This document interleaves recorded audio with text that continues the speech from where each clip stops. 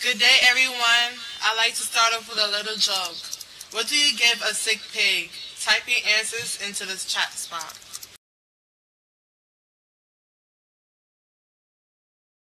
Nobody got it right. You give a sick pig ointment. Ladies and gentlemen, welcome to Global Kids Let's Talk Sustainability Show, brought to you by Global Kids Youth Leaders in New York City. Global Kids is a non-profit that is focused on global learning and youth development.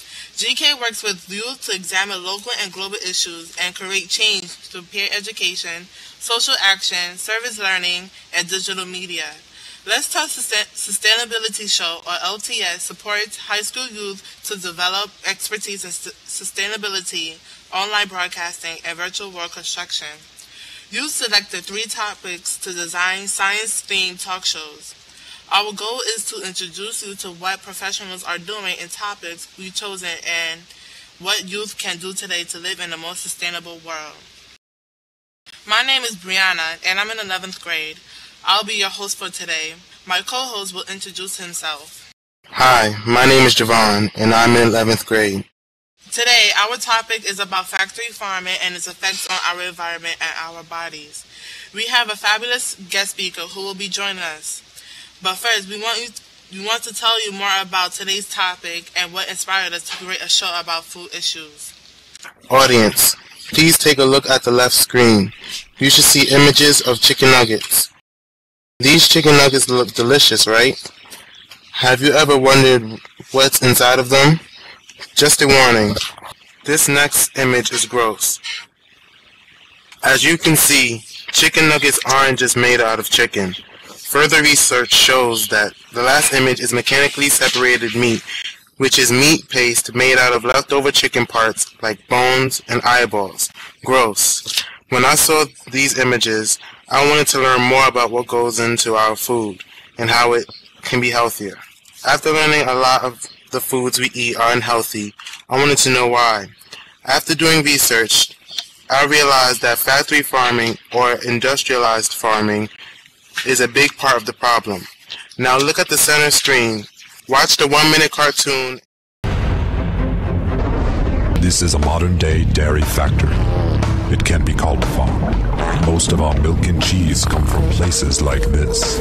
Most cows spend their entire lives between here and the milking parlor. These unhealthy conditions often make them sick despite daily antibiotics. Their tails are cut off too. Get down. These are agents of the Matrix. They are pumping these poor animals with RBGH, an artificial growth hormone that Canada and the European Union have both banned. And what's that? The calves are separated from their mothers at birth. They are being fed milk replacer that's made in part from cow's blood. You know, living. Yes, Leo. The dead are fed back to the living.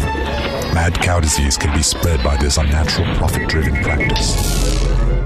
This video, which is a spoof of the Matrix movies, shows how cows where we get our meat and dairy from are being treated badly.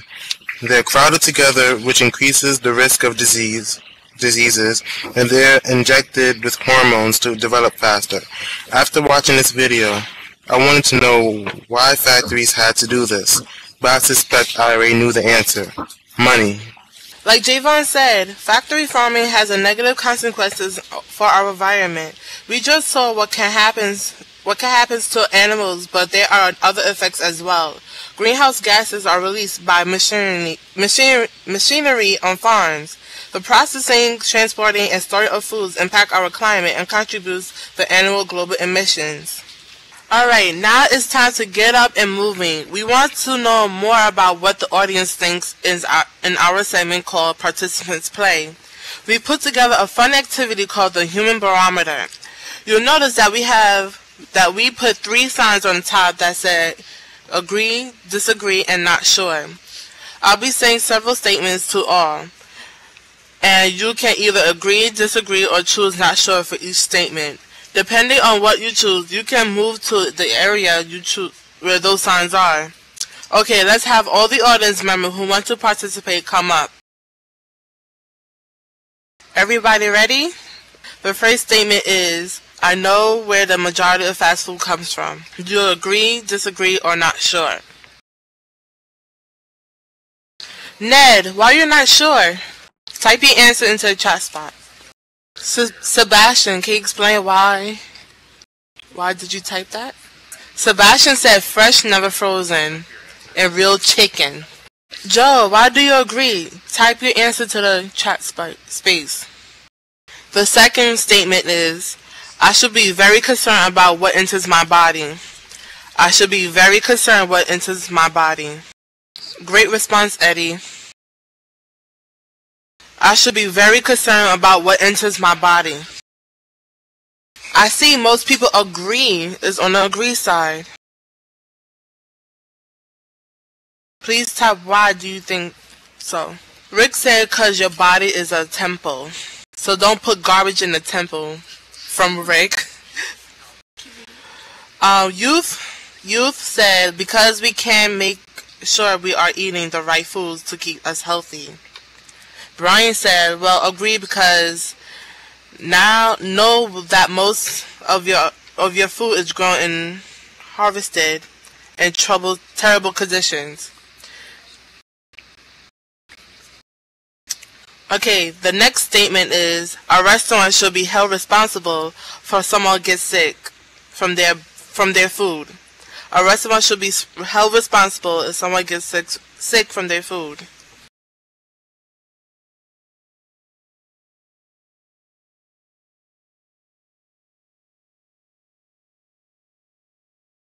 Riordan said, we do only have one body, so you should want to make sure things you eat and care for it. Sophie says, yes, because they prepare it. Type your answers into the chat space.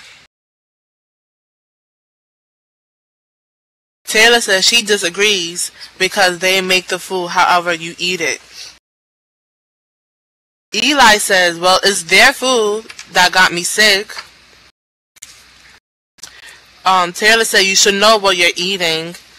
Brian says if we get sick, it's because we aren't informed of the possible risk. Lizzie says someone can be allergic and not know it until they eat the food.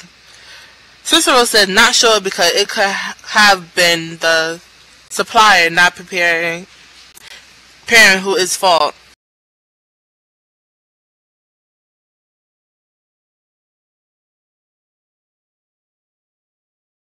The next statement is, the benefits of factory farming, cheap food, do not outweigh its damage to the environment. The benefits of factory farming, cheap food, do not outweigh the damages to the environment.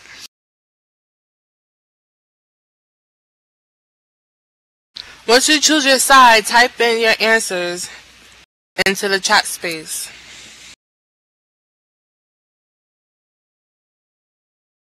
You've said we are disagreeing amongst each other.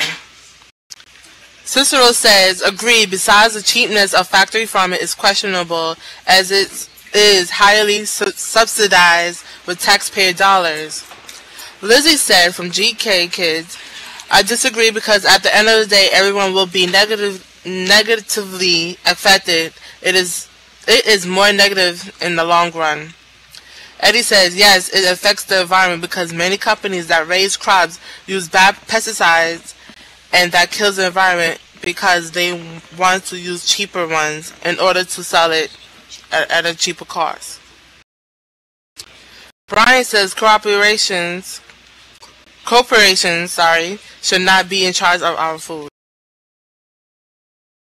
Participants, thank you for playing by responding to our statements and letting us learn more about you. You may have a seat now.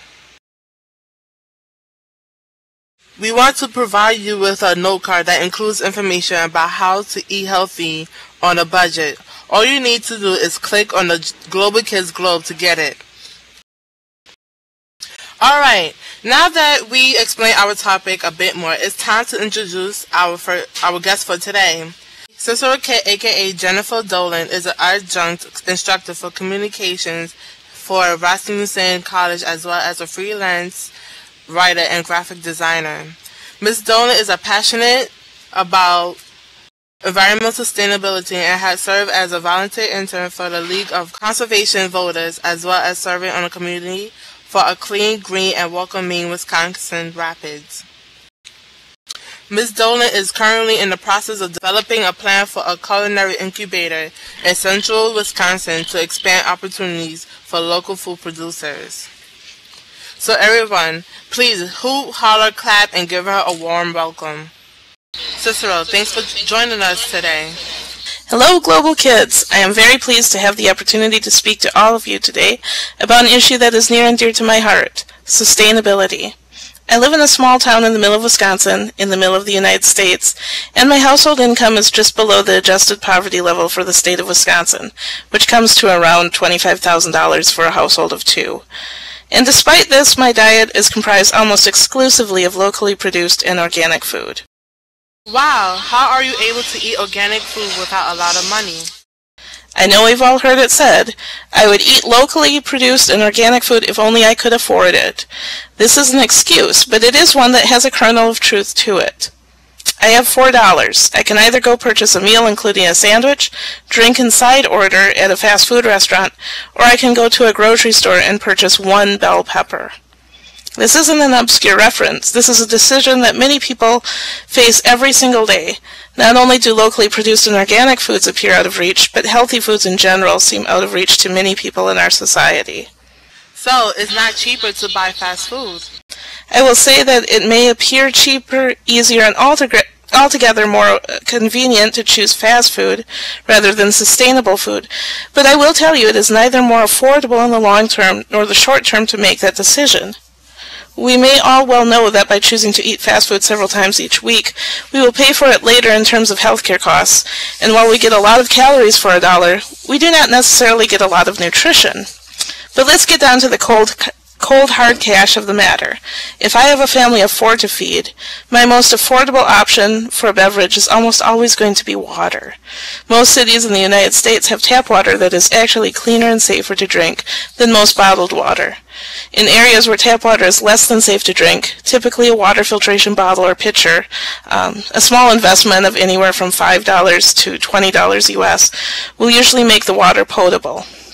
So if you have a family of 4 where each member of the family is drinking about $2 worth of soft drinks per day, and you replace that with tap water, you have already made a very environmentally and economically sustainable choice, not to mention a much healthier choice overall.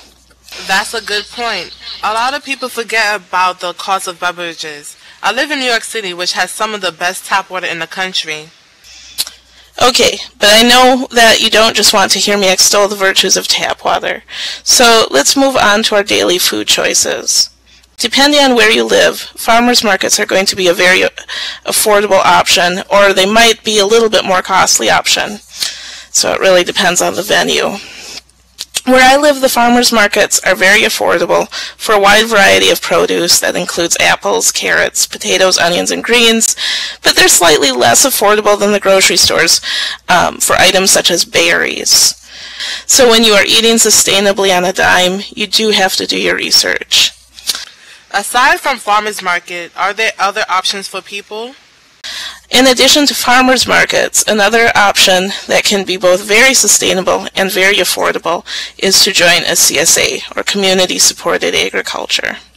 The cost of CSAs will vary depending on the location. Typically, CSAs in areas with longer growing seasons will be a bit cheaper, but if you break it down, one can usually expect to pay anywhere from $10 to $30 per week for a bushel of food. Interesting. I never heard of CSAs. How can people find more information about them? So if you are interested in exploring the CSA option, I would recommend visiting localharvest.org. What that site does is it actually shows a map of the U.S. and shows where the nearest CSA is located to your particular zip code. One has to consider membership in the CSA as an investment with potential rewards and risk factors for that very reason. The biggest reward is that the money you spend helps fund local food production and can help the farmer to expand operations from year to year, contributing to a more sustainable food system overall, where food makes less of a journey from field to plate. Could you talk a bit about what it means to eat organically? Okay, alright, so farmers markets and CSAs are great ways to eat more sustainably, but what of organic food? Well, the key environmental advantage of organic food is realized through less use of pesticides, herbicides, and other chemicals that contaminate air, soil, and groundwater, and an approach that involves more responsible land usage. However, there is a difference between small-scale and large-scale organic. If given the choice, local is almost always a more sustainable choice than organic, but one should not be discouraged from striving for both local and organic food. I choose local as much as possible, but if I want a banana, there are no farms in Wisconsin that grow them, so I will make the choice to buy organic bananas, knowing that this decision means less animals were harmed by exposure to chemicals, and that less deforestation occurred in producing the banana that I now enjoy as my snack. This is great information. Do you have any other recommendations for us? The last recommendation for eating sustainably on a dime is to grow your own food. If you live in a small space without a yard, you can still conduct some research to see if there are community gardens or greenhouses in your area that you might utilize, or opt for container gardening. You can create urban salad gardens that reside in a large planter in your kitchen, grow tomatoes from a hanging planter on your fire escape, or root pineapple in a mason jar, for those of you who are a bit more adventurous. I understand you have a little something that the audience can take with them. This is how you do it. I have a note card with some recipes for sustainable meals that won't break the bank for anyone who is interested. I hope all of you will be inspired to get creative, explore some of the options discussed here, and get cooking. Thank you for this very useful information, Cicero. I've already seen some questions from the audience, but if there are any others, don't forget to IM them to Javon. Now the first question from the audience is, how can you get your local grocery to carry a healthier food and fresh fruits and vegetables? That's a question from Rick. Okay, that's a wonderful question, by the way. One thing that that people should not be afraid to do is to ask. I know that with large grocers you might think, okay, if I ask someone, they're really not going to listen to me, but if you ask the right person, if you ask in your produce department, for example, you will likely get a better response from the person working there, and sometimes they will actually special order things, or if they hear from a number of people, they'll actually start to carry things. One grocery store in my neck of the woods actually puts out a survey to see what people want to buy in terms of health food and organic food and that kind of thing. So every year I make sure that I take part in that survey just so that I have some input in what's actually getting carried. You mentioned that tap water is better than bottled water. Is it the same in the city? This is from Taylor GK. Okay, yeah, actually, a lot of cities have very clean water. Now I'm not going to say every city in the U.S. has water that is clean to drink straight from the tap. But if you do have any questions, I would contact your local water department. Every year, water departments have to do a water study where they are actually looking at not only organic compounds found in water, but also any chemicals that are added to water to make it safer or cleaner to drink. So ask for that research. Usually I actually have it sent to me every year without even asking for it. It's just sent to me with my water bill. So look at that research, and if you do have some concern about drinking water straight from the tap. Like I say, invest in a Brita pitcher or a Pure. Typically not a big investment. You're looking at somewhere between $10 and $20 tops for one of those. What can you do to alert people about what's in chicken nuggets? This is from Eddie GK Kid.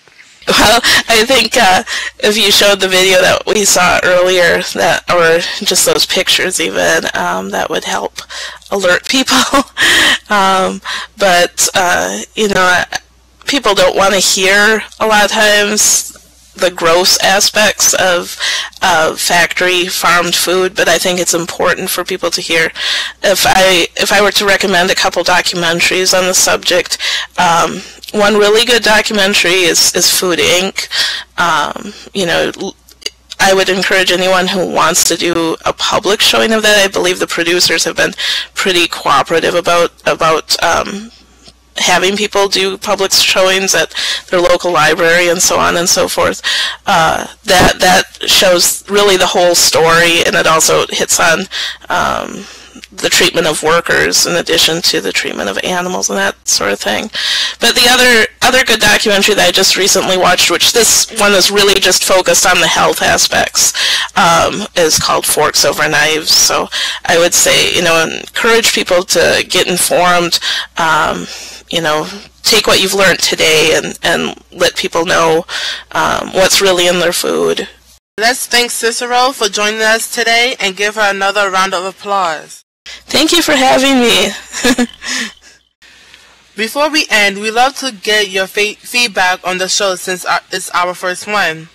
We also want to hear about one new thing you learned today. If you could please type in the public chat and give us any feedback and share one thing you learned. We really appreciate it. Taylor said, I learned what chicken nuggets really are. Brian never heard of a CSA.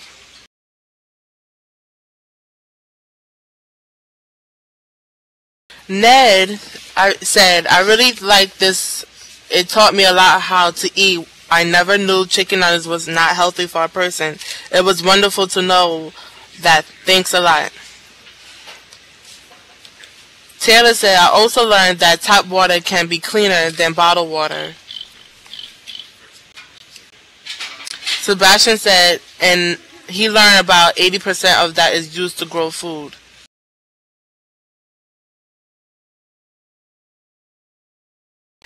Buffy said, I also like that you use the visual of slides in the movie. I would suggest next time having the web link handy if it's on the web.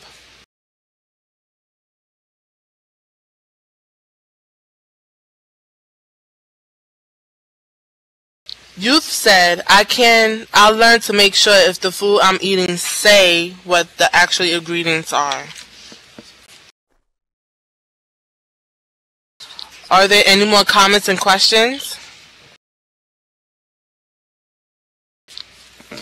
Thank you everyone for your feedback, and special thanks to Pookie Media, NMC, Rob Wag, Soothsayer, and the American Museum of Natural History. You can also check out our LTS website for more resources and the date of our next show.